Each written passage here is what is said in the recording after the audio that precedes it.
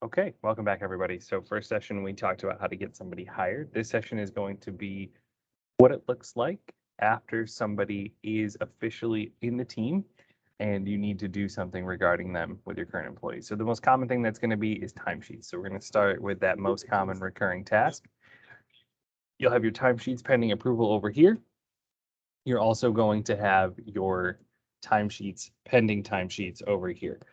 So once again, we're piloting Andreas's account, and we'll probably see some familiar names from the last session throughout the system here. So you can look at previously, your approved timesheets for this week. You can look at archived timesheets from the past. You can look at rejected timesheets from the past and this week as well to see all that kind of historical stuff. And so those screens are all pretty easy to navigate. They're just list views of what's going on. So for right now, though, we're going to look at a timesheet pending approval. So all of them are going to show up with this list view. You can use the tabs here to move between them and look at everything. But ultimately, the most important thing is pending approval. Now, most of you have more than one person. So you'll probably see in any given week ending date, multiple folks in here. And you can bulk approve them if you want to save time and everything looks right in terms of the number of hours you're seeing in this hours column. You can use this to select everybody all at once. It would select everybody whose timesheet is pending at that point and allow you to approve them in one go. So I know a lot of you who have multiple heads are probably wondering about that. That is the easiest way to get everybody approved all at once. Now, if you have any concerns, you can see, okay, what's the breakdown? Now, for most everybody who's not in California, if you see hours over 40, you're going to be able to assume that those are overtime hours. The differences would be for places like California that have overtime hours that can trigger based on the number of hours worked in a specific day. This will break that down for you at a glance. If you want to actually view the specific details of a timesheet because you're unsure whether or not it's accurate, you can do that. So you can look in here and you can look at exactly what this employee worked on any given day of that week and what the totals come out to and what that's going to be in terms of total billing to you. So this is all, obviously very detailed. If you don't need these details to approve the timesheet, you can do it from that previous screen. But let's assume that you found an issue, you could reject the timesheet. And much like the other things, this would bring you to a rejection reasons that you would need to select. So obviously the most common reason is going to be that there was not the correct hours submitted. And then you would say which days they were on and save it. That would send an email to your candidate or to your employee, sorry, that would explain to them exactly why their timesheet was pushed back to them and what to do to enter it correctly. So let's assume, though, that everything has gone well and that Helen does know how to enter her time correctly. You would approve this timesheet. So now that you've approved the timesheet, you'll see that you can't make any changes to it at this point.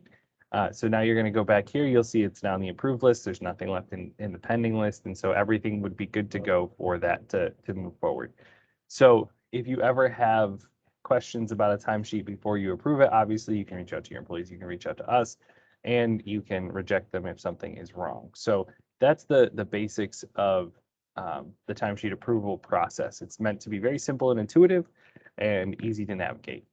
Now, expenses are designed to be equally simple. So not all of you have folks who have expenses, but assuming that you do ever have somebody who drives to a training, say, and needs to pay for parking, or they signed up for a training class that costs money and it's being paid for by MKS, anything along those lines, this is where they would put in those expenses. And so you can see that they have expenses pending approval. So, like for Adam here, we can go in, take a look. What expenses does Adam have? Okay, well, Adam has a parking expense. It costs him $22 to park. That seems reasonable. Everything looks like it's appropriate. It was, submitted on his behalf by the recruiter that had placed him. Okay, great. So we'll say, yep, that's fine, Adam. We're approving your expense. Okay. And so now this is where you'd have an expense that's approved. Now, if you were to look at your expenses, and so if we go back to our dashboard here, and that's a historical view of all the expenses there. But if we were looking at the expenses and you said, okay, no, this, let's take a look at this one. It's $120. Okay, it says it was a train or bus ferry. That doesn't seem right. They don't have their receipts. That's obviously not correct. You could go in and say, okay, this isn't right. So let's say they didn't have receipts, right? So you need receipts, right? So this would be an easy way to send it back out for them to submit it correctly. And if you were, and so you'll see it's got the note. So the email they would get would include kind of this red block at the top there. It would say, update on your submitted expenses. Your submitted expenses for week ending 7/24 were rejected by Andreas on the 11th at 9:36 a.m. because you didn't attach receipts. Please fix it. And so then they would be able to, take the corrective action up from there. So that's expenses and timesheets in the usual way. You'll notice there's a miscellaneous expense at the bottom. And so what this is this is the holiday pay function and the sick time function. So taking a look here, you can see that we have Donald and Helen have submitted for the holiday pay for, let's say, Thanksgiving, because it's for November. So again, you can, if you're looking at your pendings, you can select everybody and approve them all at once. You can also take a look to see exactly what the details of it were and take your action from there, or rejection from there if you wanted to. So the easy way that we're thinking about this would be is that when you're looking at your pending expenses or your pending miscellaneous expenses, which would be holiday pay or sick pay, is that people have to work the scheduled shift the day before and the day after for any given thing. So this one obviously looks wrong. It's too low. This was entered wrong.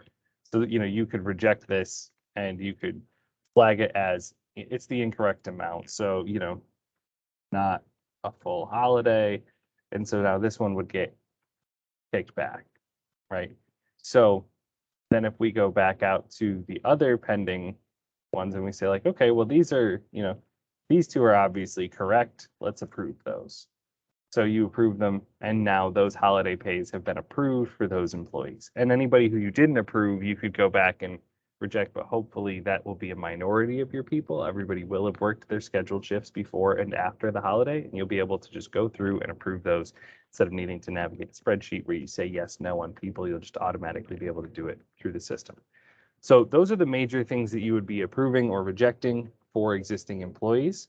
You have a few other functions for existing employees that you can take a look at. So those all live in the contract space. So if you had somebody who was nearing their 1-year mark and you wanted to extend them, you would be able to look at your contracts and you would be able to change details about those contracts by opening them up here. So good example here is, so we have Helen, right? And it's showing her end date is coming up in next month. So now we would want to, if we wanted to terminate her, if we wanted to request a termination, right, you'd be able to do that from here. And then if you wanted to do a termination, you go in and you put in the reason, right? So obviously you want to start with what it is that wasn't the work, whether or not she left, or if there's a performance issue or anything like that, the exact date that she's going to end. So if you felt that you're going to give her till Friday, you could do that. If it was going to be today, you'd select here. You'd be able to write in why it was happening and whether or not you felt that she should be eligible for rehire. So in the assumption that it was something that was, she felt like it was kind of outside of her control and she was kind of looking to leave, you could put in commute time. Her last day will be Friday, and you could say, lives too far away, eligible for rehire. And then you would send that termination request through. Now, if you did that, that would go to our team, and we would take care of any notifications that needed to happen to the recruiter of this person and the candidate themselves if there was something you needed us to take action on. Now, if once this happens, this flows over to Workday and initiates the termination request on the Workday side as well. The important thing to remember with terminations is, since you're going to be doing them in Workday as well, you don't have to initiate them yourselves. You can, but you can also request us to do it. So if you know that you're going to be parting ways with Helen and you don't want to update the system in case it triggers something to her, or if you want us to take care of that side of the details, you're still obviously welcome to request the Davis team to take care of the termination process. We are more than happy to do that. So, excuse me. So that is that is the termination process kind of in a nutshell there. And then when we look at, so again, looking at Helen and her contract details. So when extensions need to be requested, those can't be done from within the manager side. Those would come from the Davis team. So, and the way that you'd see that is there'd be an update contract field up here for the Davis team, and we would be able to go in and put in a new end date, which would trigger the extension request, which would come to you for initial approval. So if you do need to extend someone, let us know. We're able to do that on your behalf, and you'd be able to then see it in the extension request field. So these are ones that were already approved, but you'd be able to see that these were sent over from us and that you would be able to extend somebody. So that pretty well sums up everything in terms of what you can do with your active contracts. If you wanted to look at the details of anybody, you will have everybody who's active and everybody who's been terminated with you listed in here, and you can view the details of their contract, their pay, their bill rate, where they, which recruiting agency they came from, whether it be Davis or one of our partner vendors that work with us to support you as well. And you'd be able to be able to see all that information in one stop here. So that is a quick summary of the contracts view, which is your active headcount view, and the different things that you can do within there, from timesheets to terminations. Thank you for listening to session 2.